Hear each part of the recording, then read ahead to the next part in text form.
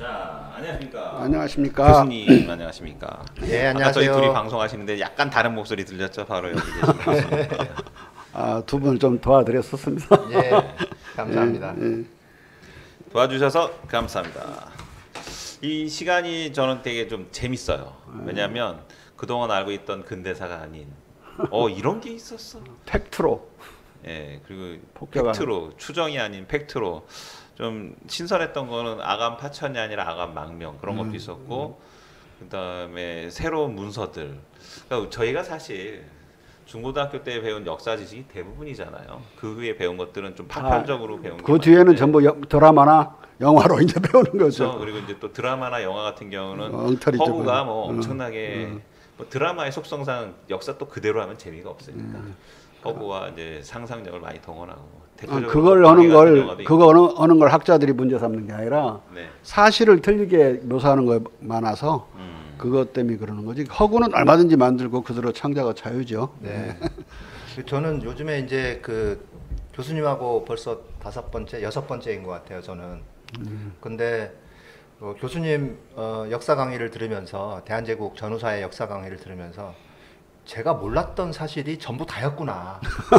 그러진 않고 그냥 조금만 몰랐던 게 아니었구나. 내가 정말 역사를 엉터리로 배웠구나. 전 그런 생각을 좀 많이 했어요. 일단 방송 시작하기 저도 비슷한 걸로 말씀을 드릴 게 하나 있는데, 방송 시작하기 앞서서 우리가 알고 있는 고대사들 있잖아요. 예. 고대사들의 대부분이 제가 어렸을 때만 해도, 지금은 좀 많이 바뀌었지만 고대사라고 하면 이제 조선시대 이전, 고려, 특히 고대하면 이제 삼국시대를 얘기하잖아요. 예, 고대는 삼국시대. 그럼 그 삼국시대의 역사에 대해서 우리가 배운 거의 대부분이 김부식이 쓴 그 책을 거의 기반으로 해서 쓴 거잖아요. 근데 웃기는 게 김부식은 고려시대 사람이잖아요. 고려시대 사람이 500년 전 얘기를 쓴 걸 갖다 우리는 그걸 그대로 1000년 뒤에 보고서 그걸 갖다 그대로 배우는 거라고. 삼국유사를 많이 무시하고 이제 써져 있는 것이 이제 삼국사기. 네. 삼국사기가 이제 삼국유사를 좀 무시하고 네. 쓰여진 측면이 많죠. 삼국유사에는 이제 우리 그 이전에 단군까지도 연결될 수 있는 고리가 다 많이 나오는데 삼국사에는 많이 제거되어 있죠. 그리고 저는 사실 일본의 역사 왜곡, 그때 당시에 저희가 이제 고등학교 때 배울 때 당시에 일본의 역사 왜곡 하면 이제 임나일본부 이 정도로 저희가 배웠던 것 같아요. 그렇죠. 임나일본부가 대부분 이제 역사 왜곡의 대표적인 사례로서. 그리고 그다음에 광고에 통한 그 광개토왕비. 예, 광개토왕비. 그게 뭐 시민트 이렇게 긁어갖고. 그런 것도 그랬고 또 백두산 정계비도 이들이 없애버려요. 예. 네. 백두산 정계비에 의하면 우리는 이제 두만강이 아니라 토문강이라고 작은 강이거든. 그쪽으로 쭉 따라 올라가서 우리 경계이기 때문에 예. 혼춘 이하, 그러니까 하얼번 이하가 다 우리 땅인데 그때 땅을 잃어버리죠. 일본 놈들이 다 조작해서. 근데 저는 대한제국 전후사까지 그 역사가 왜곡됐을 거라고는 정말 상상도 못했어요. 너무 가까운 시대라서 왜곡시키지 예. 못했을 것이다. 이 식민지 연련하거나 그걸 동조한 자들은 철저히 왜곡시킨 게 이 역사죠. 사실 따지면. 근대사. 예. 네. 자, 저기 본론으로 들어가기 전에요. 네. 교수님 그 원희룡 지사가 또 최근에 또 예, 그 광복회장의 발언에 대해서 또 다시 문제를 삼고 나왔죠. 그게 예. 어떤 내용이죠? 예, 어떻게 된 건가요? 광복회장 기념사를 또 부정하면서 예. 애국가를 부정한다면 이전에 마치 그 단순한 그냥 최남선이가 친일로 변절했기 때문에 그러면 기미 독립선언문을 부정해야 되는 말이냐, 그 정도가 아니라 이번엔 또 뭐라고 그랬냐면 3.1운동 민족대표 34명이 거의 다 변절했다. 33인. 예, 33인이 거의 다 변절했다. 예. 물론 최남선은 34인에 안 들어 있습니다. 아, 그래요. 예. 그렇게 얘기를 하는데, 저도 어린 시절에 그 학교 다닐 때 위에 선배들이, 운동권 선배들이 3.1운동은 한영훈 선생 빼고 다 33인이 배신 변절했다 이렇게 들었어요. 그리고 한 뒤에도 아마 지금도 그렇게 돌아다니는가 본데, 아마 원희룡 지사는 그 이후에 연구를 하거나 배우질 않아가지고 예. 천재가 그 무식해진 거예요. 사실 그 떠돌아다니는 이야기하고 역사적인 팩트는 완전히 다릅니다. 거기서 3인만 이제 배신을 하고 나머지 30명은 끝까지 고문을 받다가 죽었거나 싸우다가 이제 돌아가거나 해외로 뭐 망명하거나 그렇게 해서 자기들의 정체성을 계속 애국적 정체성을 유지했지. 이 대목에서 배신자 3위는 또 한번 언급해줘야죠. 배신자 3위는 우리가 잘 알지 못하는 사람이면 가장 유명한 사람은 최린이라는 사람이에요. 최린이요. 네, 최린인데 이 양반은 이제 그 동학 출신이고 그리고 이제 박희도와 정춘수라는 사람이 있는데 이들은 그 기독교 대표로 들어간 사람들인데 유명하지는 않아서 잘 기억은 못 할 거예요. 네. 근데 이들은 반민특위에 체포돼 가지고 별로 반성을 안 했어요. 근데 최리는 동학 출신인데 자기를 강화문 내거리에 찢어서 내걸어 주십시오. 나는 민족을 배신했다. 배신했습니다. 그리고 자기 반성을 통렬하게 해서 오히려 방청객에서 듣는 사람들이 거기에 동정심을 느낄 정도로 자기를 철저히 눈물을 흘리면서 반성을 했다고 그래요. 기록에 의하면. 예. 이 세 사람이 변절을 한 거예요. 나머지 30분들에까지 모욕을 하거나 그러는 건 원희룡이 무식해서 그런다. 사실 배운 사람은 못 배운 사람한테 천재나 다름없어요. 그런데 보통 범죄도 배우면 못 배운 천재보다 더 천재적으로 이제 알게 되는 거죠. 그래서 배우는 게 대단히 중요하고 역사를 배우는 건 그 중에 더 중요하다고 생각합니다. 배운 사람이 못 배운 사람에게 천재라는 이야기는 배우면 다 천재된다는 이야기나 똑같으니까 우리가 이 무식한 사람 세 사람이 또 모여서 근대사의 팩트 중심으로 연구를 해서 또 여러분들과 더불어 그 지식을 나누고자 이제 또 모였습니다. 예. 자, 그러면 본론으로 좀 들어가기 전에 또 이제 좀 문제가 이런 대목이 있는데 우리 김종인 비대위원장 지금 국민의힘당 위원장께서 그분의 할아버지가 김병로 우리 초대 대법원장입니다. 예. 근데 이제 아주 기구한 역사가 거기 연결되어 있는데 이 양반은 아버지는 요절을 한 통에 할아버지가 김병로 대법원장이 길렀어요. 김종인 이 위원장을.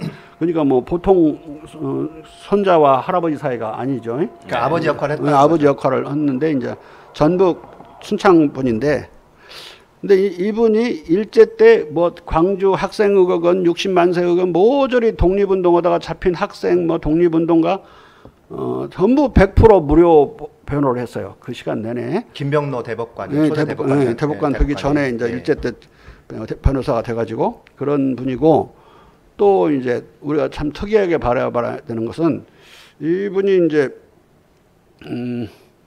반민특위라고 우리가 짧게 줄여서 부르는 그 위원회 이름이 반민족 행위 조사 특별위원회입니다. 그 산하에 반민족 행위 특별 재판부가 있었고 반민족 행위 이제 특별 검찰부가 있었어요. 그 반민족 행위 특별 재판부 재판부장이었어요, 이분이. 김병로 대법관. 그런데 이 손자인 우리 김종인 씨는 그날 우리 광복절 기념사 그 안에 이승만이 반민특위를 해체함으로써 친일파와 그걸 해체시킨 친일파를 동원해서 친일파 경찰들을 동원해서 해체시키거든요. 이승만이. 그렇죠. 그 결탁했다. 친일파 결탁했다. 이렇게 한 말을 가지고 김종인 이 위원장이 이승만을 친일파라고 하니 기가 막히다 이렇게 말을 했어요. 물론 여기 친일파라고 하지 않았죠. 친일파라면 결탁할 필요가 없죠. 친일파가 아닌 독립투사이었던 이승만 이분이 친일파와 손을 잡는 일이 벌어졌다. 물론 대통령 하면서 이승만이 그런 친일적인 행위를 하거나 그러지는 않았는데 이게 이제 국내에서는 대단히 중요한 실패한 아주 실정 중에 하나라고 그랬죠. 물론 이승만 대통령은 이승만 라인을 그어가지고 일본 배를 못 들어오게 만들고 독도를 지키고 또 일본과의 국교 재개를 끝까지 완강하게 거부한 사람으로서 반일 항일적인 측면에서는 그때에도 의심할 바 없었는데 이건 분명히 잘못한 행위죠. 그걸 지적하고 친일파라고 했고 그 반민족 특위를 해체한 건 자기 할아버지가 관여했던 중요한 인물로 관여했던 그 해체한 걸 반대파에 있는 이승만을 옹호하는 행위잖아요. 나는 그 손자로서는 해서는 안 되는 언행이라고 또는 언동이라고 생각하고요. 그다음에 더 특별한 점은 김병로 이분은 삼권 분립을 어기고 있으므로 이게 무효다, 법적으로 무효다고 이승만이 성명을 발표했을 때 가장 선봉해서 항의하고 또 나중에 정계 입문을 하거든요. 정계 입문을 해서도 민정당을 세울 때는 이제 야당으로 핵심적인 모든 세력을 단결시키는 정당을 의도했었는데 그 당의 대표로서 이승만을 가장 주요한 정적으로 싸운 분이에요. 근데 그 사람을 그 손자가 그 예. 이승만을 정당화하고 할아버지의 행적을 따르지 않는 건 참 특별히 기이한 행동이다. 나 이렇게 생각을 합니다. 예. 이분이 계속 그 할아버지부터 손자까지 다 훌륭했으면 좋겠고 앞으로는 이런 할아버지의 중요한 훌륭한 행적을 좀 본받았으면 좋겠습니다. 예. 그러지 않아서 이제 아쉬워서 제가 지적하는 거고요. 김종인 씨는 좀 특이한 사람입니다. 갔다리 하고 사실 그분의 정체성이 뭔지 네, 되게 뭐 애매모호한 엄청나게 사람이죠. 돈을 밝히는 사람도 아닌 것 같고 돈을 밝히긴 밝혔죠. 너무 비판적이면 엄청나게. 그분을 모셔다가 당 대표를 시켰던 우리 이제 문재인 대통령까지 문제가 되니까 네. 비판을 확 전하지 않는 게 좋고 금방 할아버지와 관계 속에서 이건 지난번 발언은 못지않는 실언이었다. 일단 그걸 지적하고 싶은 거고요. 그다음에 또 문제가 우리 지금 다음 대한 보복 공세가 일본 공세가 더 강화될 지금 가능성이 높은데 우리 저 징용자 판결 집행 문제와 관련해서 예. 그들이 이제 네. 준비하고 있다고 하잖아요. 그런데 이제 민주당 더불어민주당의 당 대표가 아까 이낙연 예. 대표가 지고 말씀을 많이 하셨는데 그 뒤에 만약에 7개월 뒤에 6개월 뒤에 그만두게 된다면 다른 분들이 해야 되지 않겠어요? 근데 지금 가능성이 있는 분들은 대표가 되면 나는 큰일 난다고 생각합니다. 우선 이제 홍영표 의원은 스스로가 반성을 하는 그 공개 반성을 하는 그 성명을 발표하고 그랬듯이 할아버지가 친일 행위를 한 거에 대해서 말씀하시는 할아버지가 거죠? 이제 네. 중의원 참의원으로서 민족 반역자예요. 우리 예. 옛날 1948년 법률에 의하더라도 예. 그렇게 되면 일본에서 그 자기들 친일 주요 인물의 자손이 당대표가 됐다. 이번에도 뭐라고 났냐면 일본 특파원을 주일 특파원을 했었잖아요. 이 이낙연 대표가. 그랬더니 뭐라고 뽑혔냐면 지1파가 집권당의 당대표가 됐다. 이렇게 뽑혔어요. 일본 모든 신문에. 근데 아마 이런 사람들이 되면은 친일파 후손이 당대표가 됐다. 그러니 이제 뽑힐 거고 또 그다음에 김부겸 의견이야 우리 이영훈 씨의 그 서로 처남 관계라는 건 다 알잖아요. 근데 문제는 파묘를 광복해서 여론조사를 했는데 이 후보들한테 지난번 후보한테 했는데 김부겸 이 전 의원은 전 장관은 파묘에 불찬성했어요. 그래요. 그리고 그 반대편 싸우면은 상대인 주호영이야? 주호영은 찬성에다가 공표를 했고 이런 그 사실이 배달 사고 아닌가요? 아니 경선 과정에서 밝혀졌고 네. 신문에 많이 났었습니다. 그다음에 김원웅의 광복절 기념사를 과격하다고 비판했습니다. 누가요? 김부겸 의원이요? 전 장관이 그러니까 네. 단순히 자기 처남이 그 친일 행위자인 걸로 그치는 게 아니라 본인도 지금 약간 이상한 거예요. 상황이. 기념사를 비판한 사람은 대부분 국민의힘 쪽인지 알고 있는데 우리 당 안에도 있다는 것을 이거 알아야 되는 겁니다. 네. 근데 이 양반이 다음 당대표를 하려고 그래요. 떨어졌다. 떨어졌지만 다음은 자기 차례라고 생각하고 있죠. 네네. 그렇게 되는 경우에는 이제 그 다음 대통령은 또 물론 현 대통령도 어렵게 돼요. 대일 관계에서. 예. 일사불란한 항일 전선이 안 만들어지고 집권당 또 권력의 한 축이 약간 친일적인 사람이 들어옴으로써 이런 것을 저는 미리 경고하고 싶고 우리가 오늘 이 대한제국으로 들어가기 전에 이 말씀을 꼭 하고 싶었습니다. 예, 자 알겠습니다. 그러면 대한제국은 어떤 나라였나요, 교수님? 본론 시작. 네. 대한제국은 목적은 이제 근대화를 시키고 예. 반제 항일 투쟁을 하고자 했던 나라였습니다. 앞서 말씀드렸듯이 한 나라가 독립을 유지하려면 첫째 권위로운 국론 통일 기제가 있어야 한다. 예. 두 번째는 최첨단 무력이 있어야 한다. 첨단 무력이 갖춰져야 되고 예. 세 번째는 적절한 동맹이 있어야 한다. 이 세 가지를 들었는데 네.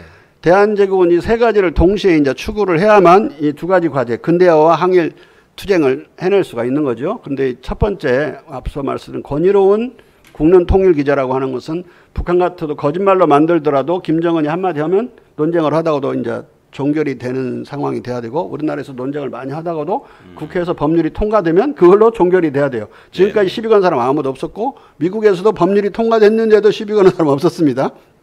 마찬가지로 민주주의 국가들은 많은 쟁론을 하더라도 결국 이제 국회에서 하나의 의결이 이루어지면 그걸로 논쟁은 종결되는데요.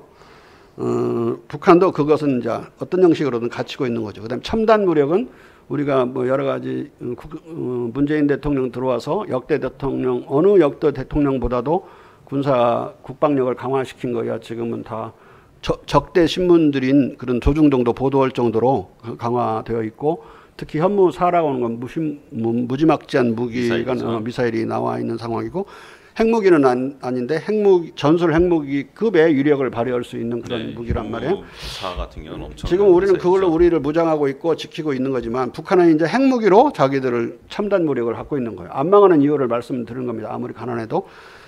두 번째 이제 마지막은 적절한 동맹인데 우리는 미국이라는 동맹을 갖고 있어요. 적절한이라고 한 것은 첫째 동맹국이 상대 동맹국이 슈퍼 파워야 돼요. 그 대신 주변에 있으면 안 되고 좀 멀리 떨어져 있어야 돼요. 우리의 인방 이웃나라인 경우는 우리 영토를 넘보게 됩니다. 멀리 떨어져 있어서 우리 영토에 대한 야심이 없는 동맹이 적절한 동맹이에요. 근데 북한은 그걸 미국이라고 말씀을 네, 하시는 우리는 이제 거죠? 현재는 미국이고 예. 뭐 어떻게 바뀔지는 모르겠지만 구한 말에는 이제 영국도 될 수 있었고 프랑스도 될 수 있었고 뭐 독일도 될 수 있었지만 마음대로 선택할 수 있는 상황은 아니었습니다. 러시아가 이제 선택이 된 거고 왜냐하면 영국은 이미 일본으로 넘어가 있었고 미국도 그런 상황이었어요. 근데 이제 프랑스는 러시아와 동맹 관계에 있었기 때문에 프랑스를 잡으나 러시아를 잡으나 거의 비슷한 상황이고 프랑스는 러시아와 눈치를 보는 상황이었습니다.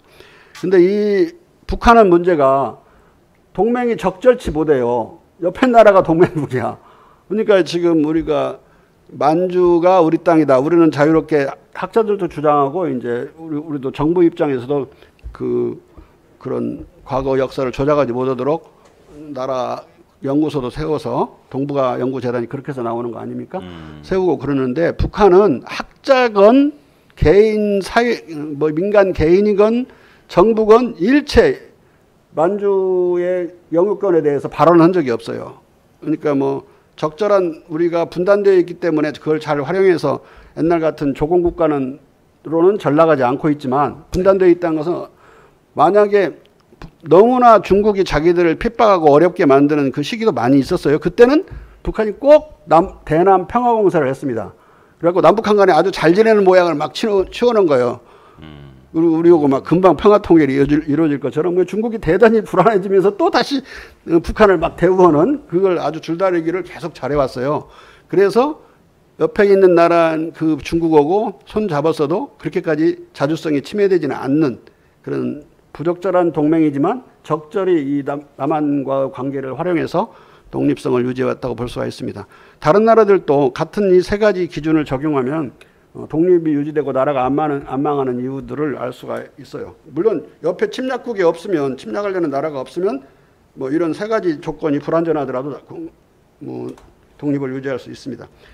이 세 가지 조건을 어떻게 달성하느냐 대한제국이 이게 이제 고종과 그 당시 대신들의 가장 큰 고민거리였습니다. 첫 번째는 권위로운 국론통일기제는 왕권이 자꾸 회절되니까 그걸 황제로 높여서 제국을 선포함으로써 그걸 갖추려고 그래요. 그건 왕의 뜻만이 아니라 모든 대소신료들의 뜻이기도 했고 또 백성들도 또 전국에 있는 한 200여만 명의 유생들도 그렇게 생각합니다. 이 황제로 칭제를 함으로써 권위를 높여서 국론 통일을 하는 기제를 강화하자. 그래서 이제 제국이 선포되는 거고. 그러니까 제국이라고 하면 제국에서 제일 높은 사람이 황제가 되는 거죠. 네, 황제가 되는 거죠. 제국이라는 말을 써야 되는 거죠 그때. 그래서 제국이라고 했고 또 황제라고 불렀고. 로마 제국, 대한 제국. 근데 이제 문제가 옆에 나라들이 다 제국이었어요. 대청 제국, 대러시아 제국, 또 일본 제국, 대일본 제국, 대영 제국 다 제국이라서 왕어주의로는 이게 이제 독립을 유지하기 어려운 상황이라 또 높여야 됐고 대외 관계를 위해서도. 근데 문제는 근대화와 항일 투쟁을 반제 투쟁이죠. 제국주의 국가는 우리를 먹으려고 하니까 근대화하다가 제국주의 국가 거꾸로 먹혀버릴 수가 있는 거예요. 이 두 가지를 동시에 달성하면서 독립을 유지하는 일이 그렇게 쉬운 일이 아니었다. 그건 실제로 하기는 더 어려웠지만 논리적으로 이걸 해결한 자들이 그 당시에 많지 않아요. 지금도 국사학자들이 많지 않고 지금 여러분들도 여기 있는 두 분 또는 포함해서 우리 국민들도 그 두 가지를 동시에 해결할 수 있는 길을 지금 생각을 하고도 못해요. 어렵죠. 네. 근데 이제 그 당시에 세력을 나누어서 보면 여기 써져 있기를 저기 지금 우리 화면 한번 띄워보세요. 우리 자료 화면. 그냥 한번 쭉 읽어놓고 설명을 드리겠습니다. 대한제국 2대 당면과제는 1. 근대화와 2. 반제 항일투쟁이었다. 근데 2대 과제를 동시에 해결하는 것이 필수적이었어요. 하나만 해결하면 안 돼요. 동도 동기론자, 유정척사파라고 불리는데 동쪽 도를 가지고 동기로 우리나라를 지키자는 입장이고 동도 서기로 우리의 도를 지키고 그걸 바탕으로 서도를 서양 기술을 받아들여서 우리나라를 지키자. 이런 주장을 하는 사람들은 근대화, 서구화 과제를 외면하거나 문화적 정체성 문제를 반동적으로 옛날로 돌아가는 식으로 해결하려고 하면서 항일 투쟁에만 몰두했다. 항일 투쟁만 몰두했다는 것은 적어도 큰 방향에서는 틀리지 않았던 거죠. 근데 근대화를 하지 않고는 항일 투쟁을 할 수가 없어요. 가령 첨단 무력 같은 걸 우리가 확보를 할 수가 없으니까. 그런데 이게 국기를 이제 이 사람들은 동도만을 얘기했기 때문에 우리 국도, 우리나라의 미풍양속이 뭐고 우리나라의 윤리는 뭔지 특별한 중국과 구별되는 그것 개념이 없었고 중국이나 우리나라 같다고 생각했고 중국은 그렇게 생각하지 않는데 그다음에 국기 우리나라의 고유한 뭐 동의수세본이나 동의보감이나 또는 태권도나 이런 우리의 고유한 것들 면화기술이나 쌀농사 기술 이런 걸 아주 무시했어요. 근데 그 당시 우리나라의 그 한의학 수준은 세계 최첨단이었고 사실 그런 농업 기술들도 일본도 나중에 우리를 겁탈했을 때 무시하지 못했던 기술들이고 전 세계적으로 쌀 농사를 제일 잘 짓는 그런 방법들을 가지고 있었습니다. 이것들을 너무 무시했어요. 그리고 친청 사대주의에 빠져 있었다. 동도 동기론자들인 이런 사람들이나 또는 동도 서기론자 이런 사람들이나 별 구분이 없었어요. 동도가 동과 서를 대립시킬 때는 동양 전체를 말하는 경우가 많잖아요. 근데 우리나라 국가가 없어져 버리는 거예요. 동도 갖고 얘기하면.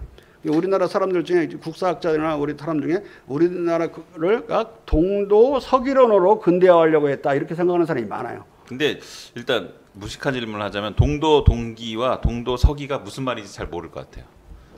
동도는 금방 설명을 했는데 좀 어디 나갔다 와서 동도 서기. 그럼 동도 동쪽에 동쪽 도와 서쪽 도가 다르다고 전제하고 동쪽의 도덕과 동쪽의 미풍 양속으로 양속을 지키고 또 그걸 바탕으로 동쪽의 기술로 우리나라를 지킨다 이런 그러니까 주장이. 도가 우리가 말하는 도를 딱 딸 때 도고 그러니까 정신 세계나 뭐 이런 동양적인 윤리, 동양적인 유교적인 윤리, 유교적인 도덕으로 나라를 지켜나가면서 동쪽에 우리가 갖고 있는 동서양 삼국에 갖고 있는 기술로 나라를 지킨다는 건데요. 허망한 소리죠. 네네. 근대화를 포기하는 문제니까 동도 서기로는 근대화를 기술만 근대화를 시키려고 그랬지 우리의 이제 동쪽의 도는 시키려고 하지 않았어요. 알겠습니다. 네, 근데 고종은 여와 다른 노선이었는데 앞서 잠깐 말씀드렸듯이 신참론이라고 그랬죠. 새로운 것을 참조만 한다. 우리가 참조만 하지 그대로 직수입하지 않겠다. 여기 벌써 서기론 안에는 그런 직수입이 들어있잖아요. 구본은 옛 전통을 바탕으로 기본으로 해서 새로운 것을 참조해서 받아들인다. 서양의 기술을 직수입하지 않고 그걸 우리나라 한국화해서 받아들인다는 입장이었기 때문에 이들과 달랐어요. 그런데 고종의 구본 신참론을 많은 국사학자들이 동도 서기론으로 오해를 합니다. 아마 책에 그렇게 다 써져 있을 거예요. 근데 고종의 많은 유놈은 동도 서기론을 철저히 부정해요. 가령 동도 서기론의 서기는 서양 기술은 무조건 직수입하는 거거든요. 고종은 직수입했더니 난리가 나더라. 네. 이게 어렵다는 거 알고 한국화해서 받아들인다. 우리나라가 지금도 외국 거 받아들일 때 그냥 직수입하는 경우 별로 없어요. 네. 우리나라에 용도가 있는 방향으로 다듬어 갖고 우리가 쓰지. 그다음에 우리에게 필요 없는 건 안 받아들이는 거니까 취사 선택을 고종은 여러 차례 강조해요. 취사 선택하고 참조하는 거다. 참조라는 말은 우리 걸로 바꾸는 시간을 필요로 한다는 뜻이 들어있다. 그렇게까지 설명을 해요. 고종이 아주 자세하게 설명하는 거죠. 네네. 구분 신참론과 다른 거고. 그다음에 이들은 이제 근대화와 항일투쟁 과업 중에 항일투쟁에만 몰두하는 경향이 있었어요. 동도 서기론자와 동도론자들은. 그다음에 친일파는 이제 일도 일기론자인데 일본의 도와 일본이 성공했으니까 일본의 정신윤리와 일본의 기술로 우리가 개화를 하면 된다. 그런데 주로 개화란 말을 써요. 얘네들은. 개화란 말 잘 문명 개화는 후쿠자와 유기치라는 일본 놈이 쓴 말이거든요. 그걸 갖다 그대로 써요. 개화. 그럼 우리 교과서에 보면 개화기. 그건 일본 말이에요. 아무튼. 개화기라는 근대화란 말이 우리 말입니다. 아. 그러니까 그 책이 얼마나 친일화 되어 있는지 알겠죠. 여러분 개화기라는 말 쓰면 안 된답니다. 근대화가 맞습니다. 문명 개화란 말을 후쿠자와 유기치가 썼고 후쿠자와 유기치가 그 졸개들인 그런 김옥균, 서강범 이런 박영호, 유길준 이런 애들이 이 개화란 말을 쓴 거예요. 개화기라는 게 이제 꽃피는 시기를 말하는 건가요? 그냥 한자 그 그대로 꽃 하자가 아니라 될 화자니까. 될 화자요. 될 화자니까 내가 후쿠자와 유기치 용어라고 내가 그러는 거예요. 아. 그리고 문명 개화라는 것은 우리나라가 문명국이 아니고 마치 처음으로 개화해가지고 문명국이 되는 것처럼 말하고 있기 때문에 우습기도 하는 거죠. 일본 놈들은 그걸 야만일지 몰라도 조선은 야만이 아니라 500년 문화 국가였다는 걸 자부심을 갖고 있었죠. 그 다음에는 이제 친미파는 서도 서기론자, 서양의 도로 이제 이 서쪽의 기술로 우리나라를 근대화한다 이런 노선이에요. 이렇게 가다 보면 서양이 다 제국주의 국가고 일본이 제국주의 국가인데 그들을 환영하자는 이야기가 되는 거죠. 네. 그러니까 근대화에는 몰두하는데 반제 투쟁은 안 해버리는. 반제 항일 투쟁은 안 하는 거죠. 고종은 두 과업을 동시에 해결하기 위해서 이제 대한제국을 세울 수밖에 없었던 겁니다. 네. 그래서 고종은 이제 이 2대 과제 중 하나를 선택해 추구하며 국도 국기를 말살하는 것이 가져오는 문제점을 직시하고 국도 국기를 기본으로 삼아 2대 당면 과제를 동시에 해결하려고 했다. 이게 대단히 중요한 구절이에요. 말은 짧지만 대단히 중요한 구절이고 이걸 잘 적용하면 근대사가 대한제국 전후의 근대사가 제대로 풀리고 안 그러면은 고종을 무시하는 방향으로 가는 거예요.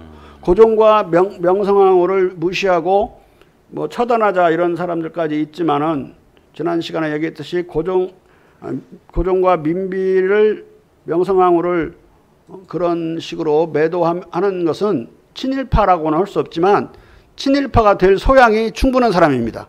그 사람은 이제 어떻게 금방 친일파가 그 사람을 꼬실 수 있냐면은 그런 사람들은 그 고종이나 민비는 박정희만 또 못했어.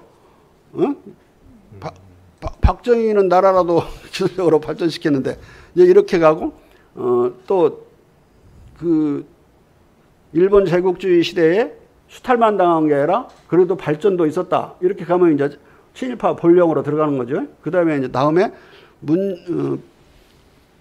누구냐 노무현 대통령이나 문재인은 경제를 망쳤으니까 일제보다도 못했어. 이렇게 하면 이제 완전히 주옥순 되는 겁니다. 처음 시작이 어디서 시작되느냐? 우리나라의 왕과 왕비를 못 오거는 것으로부터 출발하는 거예요. 그러려면 일제가 식민사관을 구축할 때 어떻게 해야 되겠어요?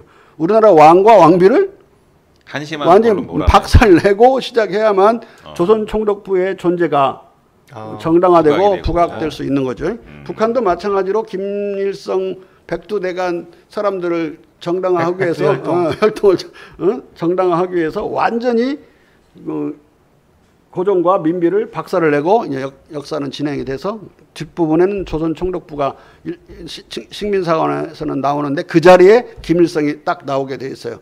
그래갖고 두 역사가 김일성 등장하기 직전까지는 식민사관이나 북한의 조선사나 같아요. 같아. 거의 똑같아.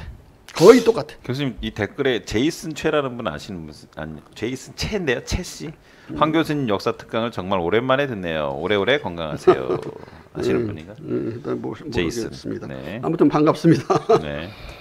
그러면 대한제국을 우리 그 역사 안에서 우리 세계사 안에서 우리 국사 안에서 위상을 어떻게 봐야 되느냐? 이제 저는 네 가지로 이제 그걸 봤는데요. 첫째는 근대 국가였다. 최초의 근대 국가였다. 어떤 의미의 근대 국가냐?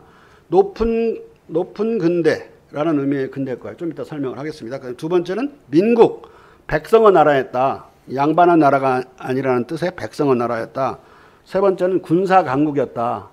무슨 군사 강국이냐 그럴 분도 있겠지만 나중에 설명을 좀 들어보시면 아시아 제2의 현대 최신식 무기와 그 혁신적인 그런 군유를 가진 군대였습니다. 그다음에 네 번째는 경제 대국이었다. 일본 다음으로 경제적으로 발전된 나라였다. 이 네 가지를 특징으로 잡아낼 수가 있습니다. 어떤 국사학자들도 이런 걸 보지 않았어요. 무시하다 보면 안 보이는 거고, 안 보이면 뭐 일제 때 쓴 걸 그대로 약간 변형시켜서 역사는 쓸 수밖에 없고, 그게 우리 교과서였고, 저도 그 교과서를 배우고 딸 외워서 서울대학을 들어가고 그랬던 아주 억울한 세월을 살았었습니다. 내가 이걸 직접 연구하게 되려고 한 것은 뭐 과거에 말씀드렸듯이 인용을 그냥 하려니까 말이 안 되는 소리를 자꾸 써놔서 인용이 할 수가 없어서 직접 한 연구를 달라붙어서 10년 정도 하게 됐습니다. 자, 우선 대한제국은 어떤 사상을 그러면 바탕으로 배경으로 또 밑받침으로 해서 건국됐느냐. 건국 이념이라고 볼 수 있는데 그걸 네 개를 들을 수가 있어요. 하나는 조선중화론, 다른 하나는 신조낭주의, 세 번째는 민국사상, 마지막으로는 구본신참론. 이 네 가지 건국 이념으로 세워진 입헌 군주국이었습니다. 자, 우선 이제 근대 국가를 하나씩 뒤에서 자세히 말씀을 드릴 테니까 간단히 우선 말씀드리면, 근대는 역사에서 서양사든 우리든 두 개로 나누는데, 하나는 서양에서는 early modernity, 그러니까 말 그대로 하면 처음의 근대성. 그래서 이제 초기 근대성. 초기 근대라고 우리가 한자로 하고, 이제 또 다른 말로 일본 사람들은 근세라고 옮깁니다. 근세나 초기 근대는 같은 말이에요. 네. 그다음에 이제 근대는 이제 하이 모더니티를 주로 근대라고 우리가 부르는 거예요. 하이 모더니티는 19세기 초부터 18세기 말부터 진행이 되는 거죠. 근데 우리는 이미 초기 근대 단계에 있었던 나라였다. 중국과 한국은. 근데 일본은 그렇지 않았어요. 일본은 전근대 단계인 봉건제 상황에 있었고, 중국과 한국은 이제 초기 근대 단계에 있었다. 왜냐하면 봉건제가 있질 않고, 고려 때는 봉건제였는데 우리는 중앙 집권제였고, 초기 근대에는 다 서양도 중앙 집권제로 중국을 뻔따서 그렇게 하게 되는데, 그리고 귀족들이 거의 고려 때의 귀족과 같이 튼튼하지 못했고, 중국은 귀족이 청산이 됐고 송나라 이후에, 조선은 시한부 귀족이라고 그랬죠. 양반이 4개 세대에 걸쳐서, 정확히는 3세대인데 3세대에 걸쳐서 과거 합격자가 안 나오면 그 양반 지위를 박탈당하는 거예요. 양반은 군대 안 가고 부역도 하지 않는 것으로 양반의 그 면역되는 거, 신역을 면하는 걸 특징으로 하는데, 그런데 이순신 장군도 그냥 평민이라고 그랬죠. 저게 평민이라고 썼어요. 자기가 과거 시험 볼 때. 네. 과거는 평민이든 양반이든 다 볼 수 있었습니다. 네. 근데 그 오래전에 이순신 장군의 조상은 양반이었는데 뭐 4대를 넘어갔고 평민이 된 거예요. 군대 갔다 온 건 이미 양반이 아니라는 소리니까 그렇게 써놨어요. 그러니까 양반은 시한부였다. 그러니까 양반이 까딱하면 양반에서 탈락할 수 있는, 그러니까 더 열심히 공부했겠죠. 탈락하지 않으려고. 우선 그런 신분제가 없거나 아주 취약했어요. 조선은 취약했고 중국은 귀족이 없었다. 전 세계의 모델이 될 수 있는 나라였는데요. 그 점에서 그런 점에서 일단 근대성이 있는 거예요. 그 다음에 상업이 고도로 발전했고, 또 영종조 이후에는 조선도 고도로 발전하고 거의 중국화되어 가거든요. 여러 가지 점에서 근대성을 갖추고 있었고 거주 의존의 자유가 완전히 보장되어 있었고 이 조선에서는. 근데 일본은 전혀 없었어요. 거주지를 떠나면 죽였어요. 그냥 무조건 사형을 시켰는데 그 땅에 긴박되어 있었다는 점은 서양 봉건제랑 같은 거죠. 봉건 피우다란 그런 바인딩이 되어 있었으니까 여러 가지 점에서 또 학교가 또 문화가 또 대중문화가 엄청나게 폐간 문학으로 발전되어 있었던 거 조선시대에 알고 있죠. 그리고 그 인수술이나 이런 것들은 세계 최고 수준이었기 때문에 고려 이래로 조선이 책이 쌌어요. 그러니까 일반 사람들도 이야기책을 얼마든지 보고 또 돌려보고 그 가만히 짜면서 막 봤다 오는 이야기를 내가 들을 진짜요? 정도로 진짜로 춘향전은 다 그렇게 해서 알려지고 다 그런 거예요. 우리나라 활자 기술이 뭐 이제 금속 활자가 세계 최초잖아요. 그러니까 그 당시에 세계 최초의 거예요. 그 활자가 아니라 필사했던 거겠죠. 필사 아닌가요? 아니 찍혀서 나온 완판본으로. 그러니까 지금 춘향전 우리가 교과서 배우는 정본은 완판본이라고 그러죠. 그 완판본이란 말은 완산해서 완산 인쇄서들 안에서 찍힌 춘향전을 완판본 춘향전이라고 그래요. 완산 인쇄소요? 완산에 있는 전주에 있는 인쇄소들에서 찍힌 거. 아, 그 완판본이 완전하다 완자가 아니라 완전할 완자는 맞는데 지명이야, 지명. 지명이에요. 완산본. 그게 완산에서 출판된 본이란 뜻이에요. 완주 완산. 네. 야, 그것도 처음 알았네. 자, 춘향전과 흥부전이 최고조에 달해서 가장 대중화됐던 거는 19세기 초. 그러니까 18세기 말부터 이게 책들이 저렴하게 일반 서민들에게도 갈 수 있었고 일반 서민들이 모조리 사서상경을 공부했어요. 그래서 서당을 보내는 걸 부모들이 꿈으로 알았고 서당 숫자가 2만여 개가 넘었고 선생님 숫자도 훈장 숫자는 곱하기 1 하면 2만여 명이 넘었던 거죠. 그러면 한 10명씩 다녔으니까 생각해 보세요. 200만 이상이 서당을 다니고 있었던 거예요. 그 200만이 설득되지 않고는 대한제국이라는 걸 못 만들죠. 거기다 우리나라 또 한글이 있었잖아요. 한글이 있었기도 하고 한문도 그렇게 배웠고. 그러니까 상당히 유식해서 대부분 밀란의 주동자들은 훈장들이거나 또는 사주 보던 사람들이었다. 우리 최재우 씨도 훈장이죠. 네, 출신이죠. 출신이죠. 그러면 우리 동학의 영수. 예, 동학 창시자 최재우. 최재우 최시영. 말고. 아이 고분 양반. 전봉준. 아, 전봉준. 네네. 그 양반은 직업이 뭐예요? 농민 아닌가요? 훈장이요. 훈장. 아, 서당 선생님이에요. 다 서당 선생님들이 이제. 그랬구나. 그러니까 대부분 소송 대피를 많이 해줬고 이분들이 소송 대피를 하다가 그 관청하고 싸우는 그 항의 대표가 되는 수가. 그건 뭐 왔다 갔다 막 했어요. 대소서 역할을. 네, 대소서 역할도 하고 변호사 역할도 하고 변호사 역할을 다 열받으면 자기가 밀란의 주모자가 되고 이렇게 이 세 가지가 막 왔다 갔다 해가지고 한 번 밀란을 일으켜 갖고 실패하죠. 그러면 딴 데 가서 또 일으키고 아주 직업적인 밀란 그 주동자들이 나와요. 그야말로 지금으로 보면 이제 대목군이군요. 아니 더 좋은 말로 해야지. 직업 혁명가가 이미 무지하게 나왔다 밀란의 시대에. 네? 그래서 자기 고향에서 밀란을 일으키는 사람을 좌파라고 그랬고 전국적으로 돌아다니면서 하는 사람을 또 다른 이름으로 부르고 전국구죠. 그렇게 네네. 부를 정도로 구분이 있었어요.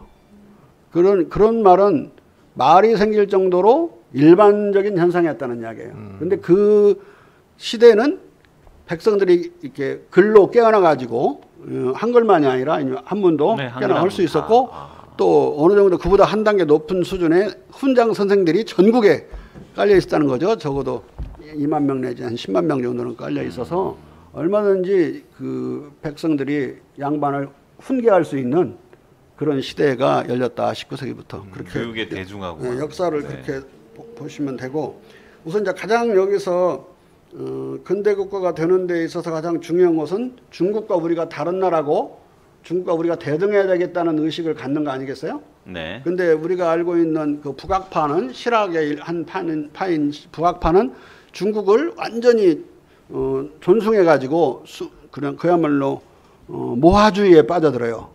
박지원 등 박지원의 손자가 박규수인데 박규수까지 계속해서 박지원. 외국을 너무 좋아하고 그야말로 우리나라를 멸시하는 그래서 부의 자멸 사상의 이제 주모자들이 그 북악파예요. 부의 자멸은 아, 외국 문명에 붙어가지고 외국 문화를 좋다고 붙어서 우리를 스스로를 멸시하는 것을 이제 부의 자멸 사상이라고 그러는데 이거 부의 노들이라고도 내가 하고 그러잖아요. 부의 자멸 노예들인데 그 사상의 시발점이 박지원이다. 박지원은 중국에는 깨진 기와장도 장관이고 심지어 중국 사람 걸음으로서는 똥걸음도 장관이더라. 그렇게 글을 써놨죠. 열하일개. 근데 그거는 혹시 이제 이런 느낌도 있지 않을까요? 그러니까 낯선 이국의 상황을 그냥 그 재미있게 표현하는 거 있지 않을까요? 그러지 않아요. 참석 끝까지 철저히 모하주의에 빠져서 글을 써놨고. 아, 그랬습니까? 열하일기를 안 읽어봐서 그래요. 예, 안 근데 읽어봤죠. 그것을 만화로 그래가지고 우리 초등학생들을 가르치고 있다니까요. 그게 이제 원통은 그 뒤로 내려온 사상적인 새끼들이 그냥 김옥균 등 친일파들을 낳는 거예요. 아, 그게 우리 문화를 경멸하고 남의 문화를 예찬에 맞지 않는 자들이 그 중국의 똥까지도 장관이라는 이야기는 미국 한참 우리나라가 미국 사람들을 좋아하던 시절이 있었는데 50년대, 60년대, 70년대 그때는 미국에서는 거지도 양담배 핀다는 말이 있었어요. 그 말은 뭐가 달라? 양담배가 엄청나게 좋게 보여질 때 이야기야. 지금 뭐 양담배 미국에서 피는 건 다 양담배죠. 거지도 양담배 핀다고. 미국 말은 틀린 말은 아닌데 그 뜻은 아주 그 똥도 중국 똥도 장관이더라는 말과 취지는 같아요. 그렇게 치면 뭐 미국에서 태어나면 7살만 되면 영어 한다 그래도 되죠. 7살 전부터 하는데 무슨 소리 없어요. 멍청한 나이를 갖고 얘기하는데 대부분 5살이면 다 멍청한 비유란 얘기죠. 네. 아무튼 간에 여기서 이제 중요한 것은 그 당시는 근대적인 교육을 받은 사람이 아니라 이쪽에 여기서 초기 근대적인 교육을 받은 유교적인 사람들이잖아요. 국민의 주력 부대가 주력이 근데 그 유생들이 그러니까 작은 유생, 큰 유생 가리지 않고 유생 대중이 생각을 바꾸지 않으면 근대국가를 만들 수가 없어요. 근대국가는 초기 군대에서 어디로 가야 되냐면 높은 군대로 가야 돼요. 하이 모더니티로. 그래야 서구적인 의미의 근대화가 되는 건데 네. 이 사람들이 이제 중화주의에 빠져 있단 말이에요. 중화주의는 중국이 문명의 중심, 중화는 문명의 중심이라는 뜻이에요. 내용으로는 중국을 숭배하는 거죠. 이 모하주의에 예. 빠져 있는 게. 그러니까 우리나라 당시에 우리나라 그 지식인들이라고 할 만한 사람들이 다 중화주의에 빠져 있었다는 네, 빠져 말씀이신 있었죠. 거죠? 그러니까 그 네. 중화주의를 깨지 않으면 예. 독립국가로서 제국을 못 만들어요. 아, 그렇겠죠. 중국 제국과 맞설 수 있는 대한 제국을 못 만드는 거예요. 근데 이 사상의 발전이 그래도 송시열 이후부터 쭉 이어져요. 왜 어떻게 이어지느냐? 송시열이는 뭐 여러 가지 점에서 병폐를 많이 낳은 사람이지만 그래도 중국이 청나라라는 야만족에 의해서 점령당해 버렸잖아요. 그러니까 명나라의 여러 제반 제도와 어떤 풍습 또는 정치 사상을 계승하는 건 조선만 계승하게 된 거예요. 명나라를 멸망시켰으니까 이 만주족이 네. 청나라를 섰으니까 그러면은 우리만이 유일중하다라는 사상을 가져요. 그걸 전개를 해. 그런데 이제 읽어보면 시한부 중화론이야. 조선 중화론. 조선이 중심이다. 중국의 진짜 중화국가가 나올 때까지는 시한부로 우리가 중화 노릇을 해야 된다. 그래서 우리가 이제 그 마지막 황제 숭정제의 명나라 마지막 황제의 숭정제거든. 그 숭정제의 제사도 지내고 그래요. 네? 그러니까 그 명나라의 황제의 제사를 우리가 이어받아요. 오랫동안 제사를 지내요. 네? 명나라가 이제 그걸 처음부터 망했기 제사 때문에. 지내는 거기를 대보단이라고 그래요. 예. 크게 보답하는 제사 단이다 이런 뜻이에요. 그리고 오랜 세월 그러니까 그 중기부터 인조 이후부터 모르게 계속 지내 나중에 좀 떳떳이 지내고 중국에서는 청나라 이제 사신들은 감시하러 오고 이제 이런 식으로 한참 긴장이 진행돼요. 그러면 성리학 정통파들은 시한부 조선 중화론을 가지고 쭉 끌어안고 와요. 와서 나중에는 이게 이제 정통 우리 조선 성리학의 정통 이론이 돼요. 근데 조선 성리학은 이제 시한부란 말을 못 대는 거야. 꼬리표를.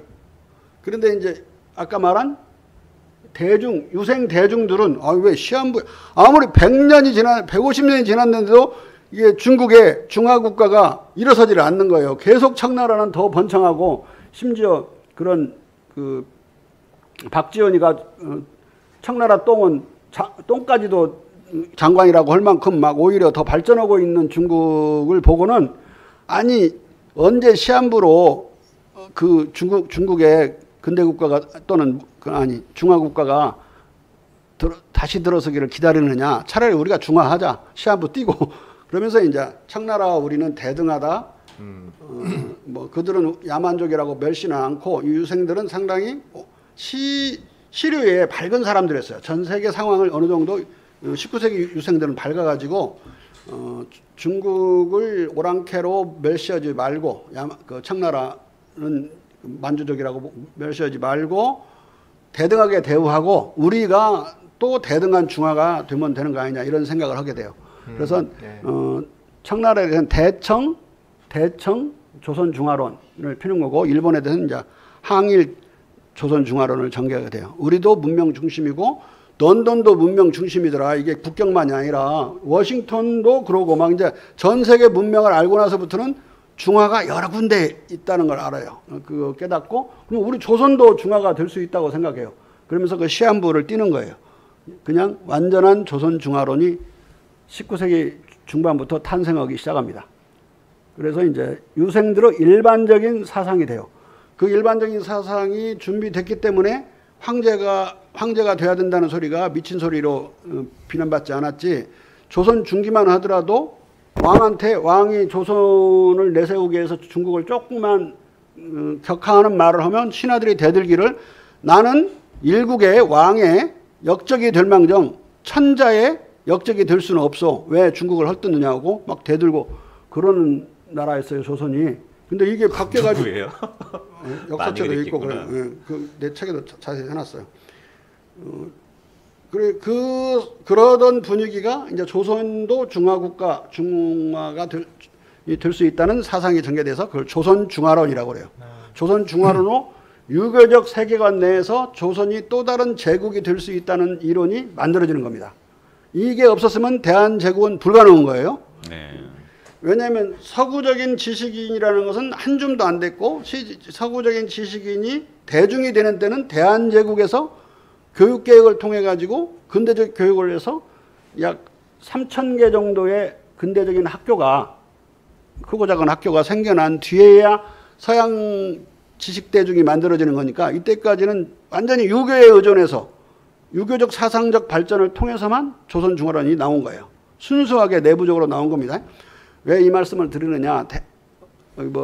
대부분 사람들은 서양의 어떤 문물이나 서양의 사상이 들어와가지고 한국을 근대화시킨지 알아요. 전혀 그렇지 않고 이 초기 근대적인 유학 경전 해석에서부터 하이 모더니티 아주 고도 근대적인 유학 경전 해석을 통해서 조선 중화론이 이제 나오게 되는 겁니다. 그다음에 두 번째는 신존왕주의인데 앞서 잠깐 말씀을 드렸는데 이게 대단히 중요한 게 그 이전에 서양에서든 어디서든 왕을 받드는 건 일반적인 현상이에요. 그런데 그건 고대적인 이야기고 좀 지나면 봉건 시대에 이르게 되면 왕은 아무것도 아닙니다. 가령 러시아 같은 데는 황제는 뭐냐면 여러 대영주들의 원오브 데미아 1인자라고 그래요. 그러니까 대등한 자 사이에 1인자. 성주 중에 최고의 성주. 예, 프리무스 인터 파레스라고 그랬어요. 예, 대등한 자들 사이에서 1인자. 그리고 하나의 큰 영주일 뿐이야, 황제도. 그건 서양도 마찬가지였고 그 영주 귀족과 왕 사이에 세력 다툼 때문에 많은 반란이 일어나고 많은 또 진압이 일어나고 많이 그러죠. 그러다가 대체로 영국에서는 귀족들이 승리하게 돼요. 그 승리하는 과정이 이제 우리가 알고 있는 그 가장 결정적인 승리를 거둔 게 1887년에 일어난 명예혁명이에요. 하나도 명예롭지도 않은데 명예라고 그랬는데 귀족들이 왕권을 완전히 거의 90%를 장악하게 된 사건입니다. 그리고 그 싸움이 해결이 잘 못 됐을 때는 이제 프랑스 같이 민중과 결부된 귀족들이 프랑스 왕을 폐지해버리는 상황까지 가게 되죠. 근데 대체로 어떤 상황에 왕들이 영국을 제외하면 대륙에서는 완전히 코너에 몰려서 힘이 없던가 아니면 귀족이 완전히 패해가지고 프랑스처럼 루이 14세가 다 무릎 꿇리든지 독일처럼 왕이 오히려 폐지돼가지고 공유시대라고 대공유시대라고 해서 황제가 없는 시대가 한 250년이 진행이 되고 나중에서 황제가 났을 때도 황제가 둘이 싸워가지고 오스트리아도 황제라고 그러고 프러시아도 자기들이 황제라고 하는 상황이 벌어지고 나머지 영주들은 어느 편을 들어야 될지 몰라서 헷갈리는 시대가 계속됩니다. 그러니까 황제가 없다시피 한 거죠. 그 다음에 나중에 그것마저도 신성로마 황제 왕관까지도 나중에 나폴레옹이 없애버리거든요. 폐기 처분하고 신성로마 제국으로서의 독일을 해체해요. 그러니까 왕이 완전히 없어졌죠. 제후국만 한 800여 개의 제후국만 남게 되는 거예요. 왕이 없는. 통일될 수가 없죠. 마찬가지로 이탈리아는 중세 내내 크고 작은 공화국들이 많이 있는 데다가 베네치아를 비롯해서 또 작은 왕국들도 또 막 있고 어디는 또 신부들이 다스리는 그런 기독교 공국도 막 있고 그래가지고 통일되지 않은 나라가 오래됐어요. 그런데 이게 통일되는 건 1860년이에요. 우리가 1884년에 갑신정변이 일어나고 1880년에 이모군란이 일어나니까 얼마 되지 않는 세월에서 통일이 되는데 그 이전에는 뭐였느냐. 전 독일을 커버하는 왕이 없었던 거예요. 다른 말로 고대적 의미의 존왕주의는 서양에서도 완전히 사라졌던 거예요.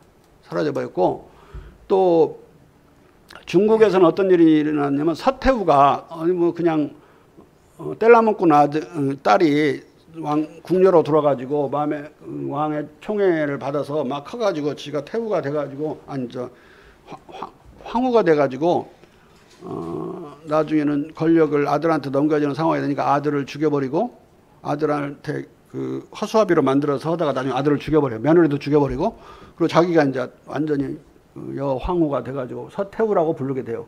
그러니까 왕권이라는 게 사라져버려요. 왕후 계통이 사라지는 거예요. 그 다음에 우리나라는 어떤 상황이 있었냐면 세도 정치에 의해서 60에서 70년 동안 처음에는 안동겸 씨, 안동건 씨 등 5개 가계의 연합 세력에 의해서 왕권이 찬탈되어 있었어요. 나중에는 서로 간에 막 싸워갖고 안동겸 씨 하나로 통합이 되면서 이제 고종시대 직전까지 이제 이르게 돼요. 왕들을 강화도령 같이 일자 무식인자를 세우든가 아니면 아주 한미한 집안이 돼버린 조선 왕조의 어떤 끄트머리에 그 자손을 갖다가 앉혀놓고 안동겸 씨가 너는 정통성이 없는 놈이야. 우리한테 의존해야 돼. 의존하지 않으면 하루아침에 너는 날아갈 줄 모른다. 이런 식으로 교육이 된 헌종이나 이런 사람들은 그런 사람들인데 꼼짝을 못하는 거야. 안동겸 씨한테.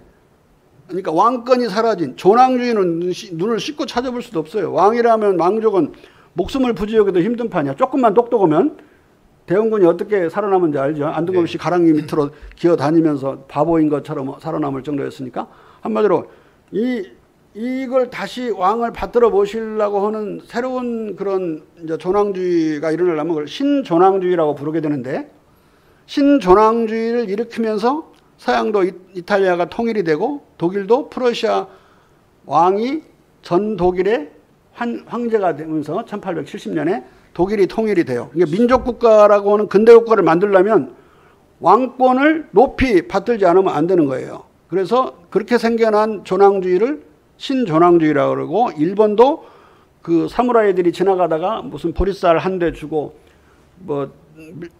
쌀을 한 말 주면 그런 걸로 근근히 목숨을 부지해 가던 천황이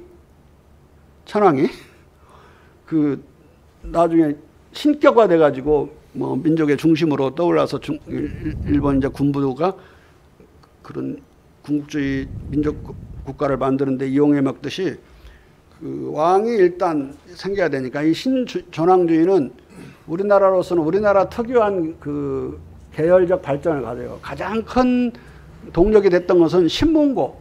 신문고는 억울한 일이 있으면 신문고를 때리면 임금님이 다 해결해 주는 거잖아요. 그 가운데에서 무슨 농간 부린 놈들 다 처벌하고 막 그러는 거예요. 임금에 대한 아주 신화적인 그런 동경이 있었고 나중에는 격쟁으로 바뀌는데 왕 지나가는데 꽹가리 치면 왕이 돌아다보고 민원을 살피고 특히 정조 때는 많이 그랬어요. 그런 왕이 백성을 보살핀다고는 신화가 우리가 알고 있는 암행어사 신화까지 결부되면서 암행어사는 왕이 파견한 사람들이니까 그 사람한테 알리면 왕한테 알려질 거라고 생각해서 어사 방문수도 하고 막 이렇게 하는 거 있잖아요.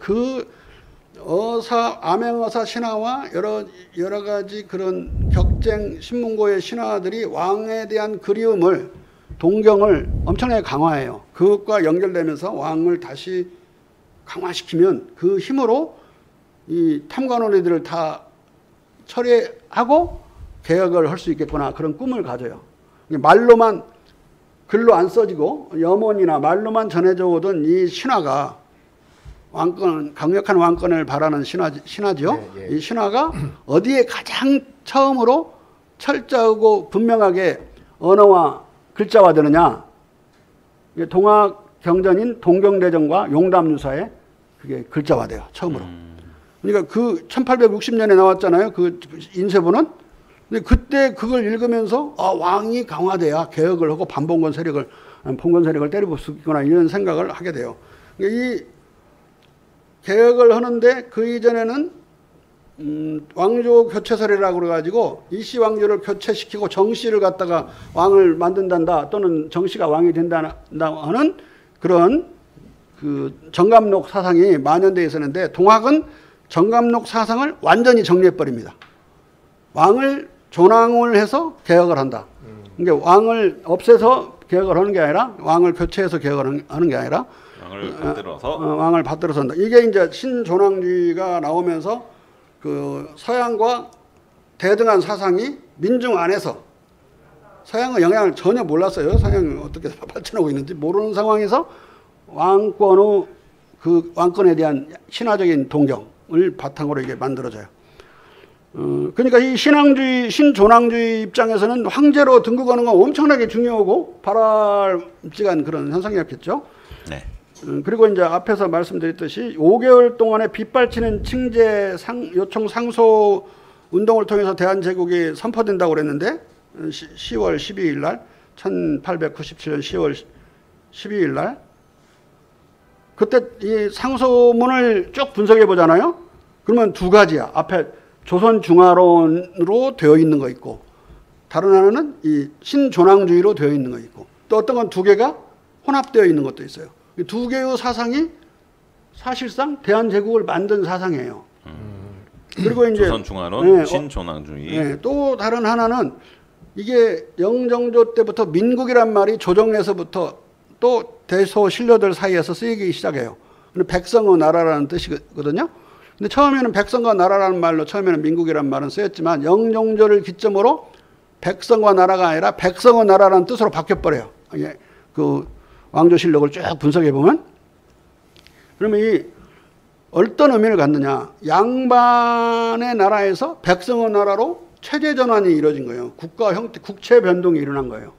영정조를 기점으로. 근데 그게 너무 조용하게 진행돼 가지고 혁명인지 몰랐어. 양반의 나라에서 백성의 나라로 바뀌는데 왜냐면 이게 양반이 강하지 아까 시한부 양반이라 버틸 힘이 없어요. 이런 식의 전환을 통해서 백성 또 유교 경전이 전부 백성을 위하라고만 되어 있기 때문에 그게 그 말에 저항할 수가 없어요. 유교 국가인 안에서는 저항할 수가 없습니다. 이유는 백성은 나라의 근본이라는 사상이 너무 확실하기 때문에 그래서 이 백성의 나라 이제 제 책 이름을 아까 뭐 띄울 수 있습니까? 그 자료하면 제 책 이름을 제가 대한제국이라는 걸 썼는데 네. 백성의 나라 대한제국이라고 제가 그 붙인 이유가 어떻게 제국이면서 그 대한제국이면서 백성의 나라라는 말을 갖다가 붙였느냐? 그건 이 우리 역사를 보면 충분히 가능한 겁니다. 왕 하나를 제외하고는 다 평등한 관계고 지금 대부분 뭐 네덜란드나 스웨덴이나 노르웨이도 왕 하나 빼놓고는 모든 사람이 평등한 입헌군주국이죠. 그렇듯이 입헌군주국으로 갈 수 있는 기반이 이제 백성의 나라에서 만들어지는 거예요. 이건 백성의 나라라는 것은 공화국이라는 뜻이 아닙니다. 공화국이라면 백성의 나라로 알고 있는 분들이 많은데 그것은 그 민주공화국일 때만 백성의 나라로서 공화국이에요. 근데 공화국은 세 가지가 있는 걸 말씀을 한번 드렸는데 귀족공화국, 민주공화국, 인민공화국 이렇게 세 가지가 있다고 그랬습니다. 인민공화국은 아시죠? 북한에 있으니까 그 부르주아와 지주를 다 뺀 또 기타 엄청난 유력자를 다 뺀 거고 노동자 농민의 나라죠. 노동자 농민을 합쳐서 인민이라고 합니다. 북한 용어로. 그리고 이제 귀족공화국은 왕만 없지 귀족이 통치하는 나라예요. 네덜란드는 240년 동안 귀족공화국이었고 아까 말씀드렸던 이탈리아의 작은 공화국들은 다 귀족공화국들이었습니다. 네, 책을 띄웠는데 이게 백성의 나라 대한제국. 저 제목이 모순된 제목이 아니다 말씀을 드리는 겁니다. 예. 자, 이 민국이라는 말이 쓰여지는 걸 보면 영정조 때 조선의 고종 이전에는 가장 많이 쓰이고 그 이후에도 철종 때에도 헌종 때에도 쓰여요. 그 뜻은 백성의 나라라는 뜻으로 이제 철종이 언급하는 경우 있어요. 너희들 민국 말로만 그러고 지금 뭐 어떻게 민국이라고 할 수 있단 말이야. 이 도탄에 빠진 상황 이렇게 철종도 그렇게 무력한 임금이었지만 그래도 신경질 나면 신경질 부렸어요. 너희들이 하는 소리 앞뒤가 안 맞는다고. 그때 그 내용이 뭐든 간에 뜻을 컨텍스트를 보면 그건 백성의 나라라는 뜻이에요. 민국 하더니 무슨 민국이냐 이 말은 실이 없다 그러거든요. 민국에 실이 없도다 그래. 그러니까 말로만 떠들어대는 네, 그냥 이름만 있는 거 아니냐. 그다음에 이제 고종 때 이르게 되면 민국이란 말이 가장 많이 쓰입니다. 심지어 임금에서부터 저 밑에 도둑놈 강도까지 쓰여요. 한 번은 저기 일산 근처에서 그 일산 북쪽에 있는 사람들이 이제 서울 시내로 만민공동에 온다니까 보러 가려고 막 오는데 그 노상강도가 잡아요. 이놈들을 잡아놓고 이놈 자식들 다 내놓고 가라고.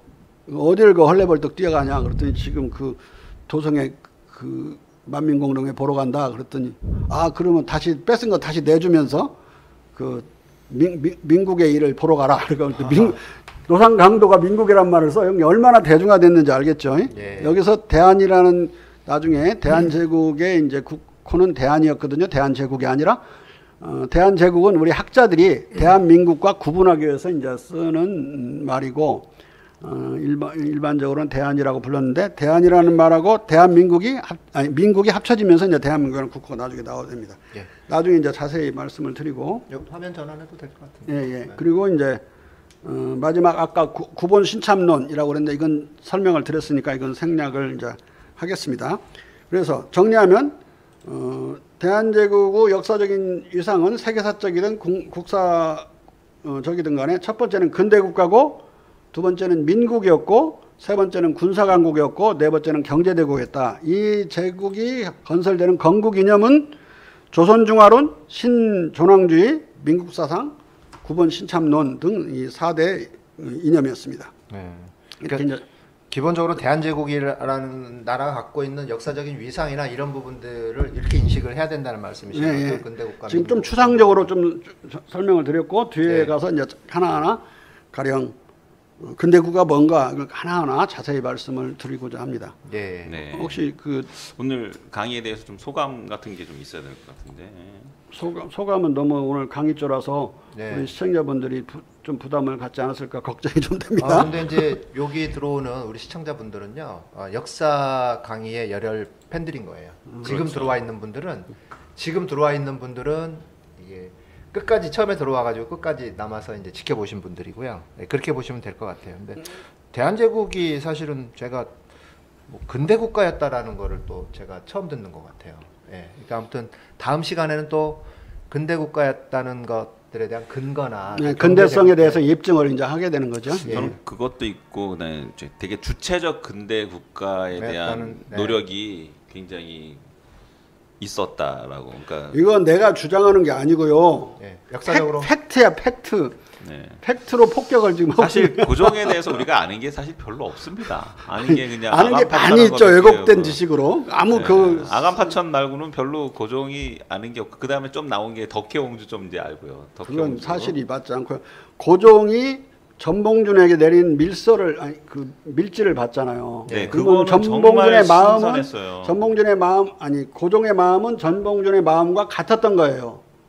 우리 역사책에서는 둘이 싸운 걸로 돼 있어요. 네. 그래서 고종이 이 우리 전봉준 녹두장군을 진압하다니 고종을 미워하는 거죠. 대체로 전혀 사실이 아니었던 거. 겉으로 밀지 내용이 그렇잖아요. 지금 궁 안에는 전부 친일 괴뢰들이다 이런 뜻의 글이 나오잖아요. 그리고 상의할 놈이 하나도 여기는 없으니 내가 외롭고 외롭도다. 그러니까 동학운동이 처음에는